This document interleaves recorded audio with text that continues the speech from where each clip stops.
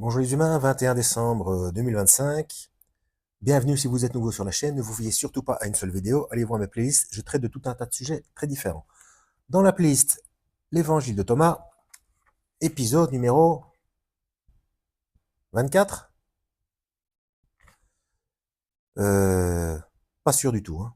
Je verrai ça à la fin. Alors, je rappelle que cet évangile n'apporte strictement rien au salut. Il y a tout ce qu'il faut dans les évangiles canoniques. Concernant la gnose, il faut savoir qu'il y a deux gnoses, une positive et une négative. On parle toujours de la négative, alors que le terme gnosis est cité au moins 49 fois dans la Bible. Donc, pour savoir ce qu'il en est, allez voir l'épisode numéro 6 de cette playlist. C'est parti. Logion numéro 49. Jésus disait: Heureux vous les unifiés et les élus, vous trouverez le royaume, vous êtes issus de lui et vous y retournerez. Alors les références, Jean chapitre 8 verset 42, chapitre 16 versets 27 et 28. Le commentaire, heureux les monachos, que nous traduisons par unifié, plutôt que par moine ou solitaire. D'accord, dans la langue originale, c'était écrit monachos, donc soit moine ou solitaire. La solitude n'est que la condition de cette unification de tout l'être où l'homme devient monos, un, à l'image de l'unique. Ce monachos est à la fois séparé de tous et uni à tous, comme le dit Évagre le Pontique. La solitude le conduit au cœur du monde. Il intercède pour le salut de tous les hommes. Il cherche et il trouve celui qui règne en tout et en tous. En lui est la racine, en lui est la fin. Être élu, de nouveau, c'est s'ouvrir à cette grande vague de la vie qui nous traverse, de la tête aux pieds, du commencement au terme, être un avec l'alpha et l'oméga. Logion numéro 50. Jésus disait: Si l'on vous demande d'où êtes-vous, dites-leur: nous sommes nés de la lumière, là où la lumière naît d'elle-même, elle se tient droite et se révèle dans leur image. Si l'on vous demande qui êtes-vous, répondez: nous sommes ses fils, nous sommes les bien-aimés du Père, le vivant. Si l'on vous interroge: quel est le signe de votre Père qui est en vous, dites-leur: c'est un mouvement et un repos. Alors, les références. C'est très séduisant tout ça. Regardez la playlist depuis le départ, vous allez voir qu'à un moment donné, cet évangile, ça part en sucette, hein. Donc méfiance. Alors, les références. Matthieu chapitre 21, verset 3, Luc chapitre 17, verset 10, Jean chapitre 3, verset 8, Jean chapitre 8, verset 14, Luc chapitre 16, verset 8, Jean chapitre 12, verset 36, Éphésiens chapitre 5, verset 8, 1 Timothée chapitre 5, verset 5, Romains chapitre 9, verset 26 et Luc chapitre 21, verset 7. Le commentaire. La gnose est une expérience de lumière. C'est ce que révèle le moine Séraphine au philosophe Motovilov lorsque celui-ci vient le visiter dans son ermitage. Ce n'est pas un discours sur la lumière, c'est une participation à son rayonnement incréé.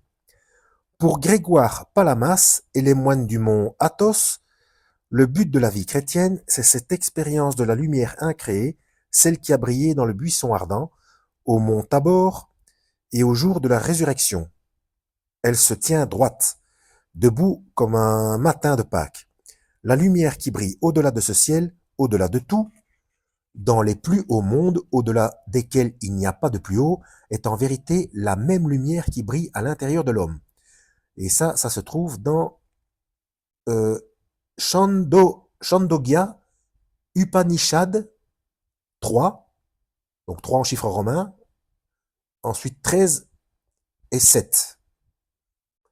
Donc peut-être que c'est chapitre 3, paragraphe 13, verset 7. Je dis ça comme ça, hein. Bon, bref. Aussi, à la triple question, d'où venons-nous, qui sommes-nous, où allons-nous, il faut répondre sans hésiter: je viens de la lumière, je suis la lumière, je retourne à la lumière. Je viens de la lumière, je suis la lumière, je retourne à la lumière. Ça sent, l'arnaque dans la jeunesse, ça. Vous serez comme des dieux, etc. Bref. C'est la vérité même du Fils vivant en nous. C'est la réalité qui demeure au milieu du vêtement, changeant des apparences. Le signe de notre lien avec cette réalité lumineuse, c'est un mouvement et un repos. C'est l'unification des contraires. L'unification des contraires. L'unité de l'action et de la contemplation, la tranquillité dans les actes et le repos efficace. 5 minutes, un peu plus de 5 minutes, ok, on peut encore en faire un. Logion 51. Ses disciples lui dirent, quel jour le repos de ceux qui sont morts arrivera-t-il? Et quel jour le monde nouveau viendra-t-il? Il leur dit, ce que vous attendez est déjà venu, mais vous, vous ne le connaissez pas. Alors les références.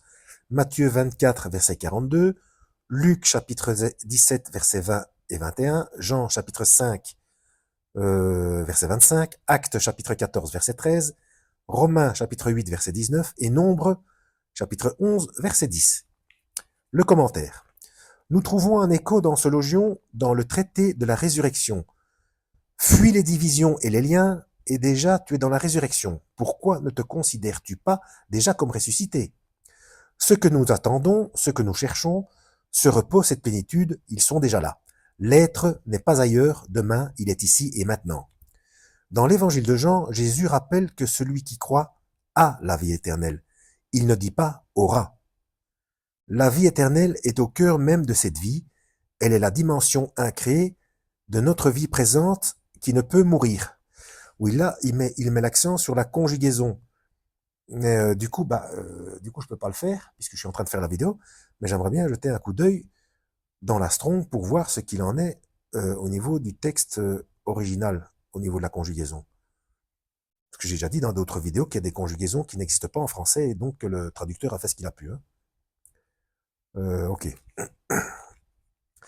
Celui qui la cherche ailleurs s'en éloigne. Dans l'évangile selon Philippe, Jésus disait également, ceux qui disent que le Seigneur est mort d'abord et qu'il est ressuscité se trompent, car il est ressuscité d'abord et il est mort. Ouais, bon. Jésus était éveillé à l'éternel vivant en lui. Être ressuscité pour nous aujourd'hui, c'est demeurer dans cette dimension de profondeur et d'amour que ni la mort ni la vie ne peuvent nous enlever. Ne plus rien attendre, non comme les blasés, mais comme ceux qui savent qu'à chaque instant, tout leur est infiniment donné. Ok. Peut encore en faire un? Ouais. Logion 52. Ses disciples lui dirent, 24 prophètes ont parlé en Israël, et tous ont parlé de toi. Il leur dit, vous avez rejeté celui qui est vivant en votre présence, et vous avez parlé de ceux qui sont morts. Alors, les références, Deutéronome chapitre 18, verset 15, Luc chapitre 1, verset 70 ou 70, Jean chapitre 1, verset 4, Jean chapitre 8, verset 53, Actes chapitre 4, verset 4, Matthieu chapitre 8, verset 22, Marc chapitre 12, verset 27, Romains chapitre 16, verset 25, Nombre chapitre 3, verset 12. Ben là, il y en a un. Alors, le commentaire. Dans le 4e Esdras, 14, 44. Donc, je suppose que c'est chapitre 14, 44. Donc là, il parle déjà du 4e Esdras. Il y a une corrélation avec ma playlist l'Apocalypse d'Esdras, alors. Puisqu'il y a un latin, il y a un éthiopien, il y a un quoi encore? Bref. Les 24 livres sont ceux parmi les 94, donc les 94, qui étaient lus dans les synagogues et qui étaient accessibles à tous, alors que les 70 autres, donc les 70 autres, étaient réservés aux sages. Dans l'Apocalypse chapitre 4, verset 4, il est également question de 24 vieillards. Est-ce une transposition imaginale, entre guillemets, des 24 divinités babyloniennes des constellations qui présidaient aux époques de l'année? Là, il pose la question. Ben, c'est encore une fois une perversion des codes de Dieu. Hein. Toujours les mêmes nombres, les mêmes mots, les mêmes appellations qui sont repris pour chanter, accélérer et tromper. Hein. Toujours est-il que pour l'évangile de Thomas, comme pour la pistis Sophia, on a la Sophia, pas bon. Les prophètes, comme les archontes, n'ont plus la même importance. Jésus révèle qu'il y a dans l'homme une dimension au-delà du temps, au-delà des 24 heures qui constituent nos nuits et nos jours. Mais nous voulons l'ignorer, nous rejetons le vivant, et nous continuons à entretenir ce qui, de par sa nature, ne peut que se dégrader et pourrir. Un autre sens de ce logion peut nous être suggéré par un verset de l'évangile de Jean. Vous scrutez les Écritures, c'est-à-dire ce qu'ont dit les sages et les prophètes, et vous ne voulez pas venir à moi pour avoir la vie. Le moi dont il s'agit ici, évidemment, ce n'est pas le moi-je existentiel de Jésus de Nazareth, il s'agit le moi-être essentiel du Logos, l'intelligence créatrice qui tient toutes choses ensemble et dont témoigne le livre de la nature aussi bien que le livre des Écritures. Tout cela est écrit, non pour engraisser nos esprits de toutes sortes de gloses, pas gnose, à glose, et de polémiques, mais pour que nous découvrions celui qui est vivant en nous. Il y a également une certaine façon de se référer aux paroles des autres, à des traditions, on a dit que, qui nous dispensent de penser par nous-mêmes.